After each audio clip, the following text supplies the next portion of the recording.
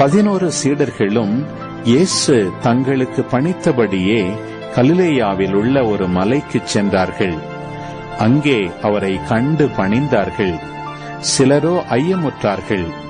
இயேசு அவர்களை அணுகி, விண்ணுலகிலும் மண்ணுலகிலும் அனைத்து அதிகாரமும் எனக்கு அருளப்பட்டிருக்கிறது.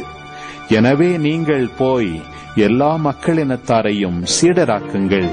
தந்தை, மகன், தூய ஆவியார் பெயரால் திருமுழுக்கு கொடுங்கள். நான் உங்களுக்கு கட்டளையிட்ட யாவையும் அவர்களும் கடைபிடிக்கும்படி கற்பியுங்கள்.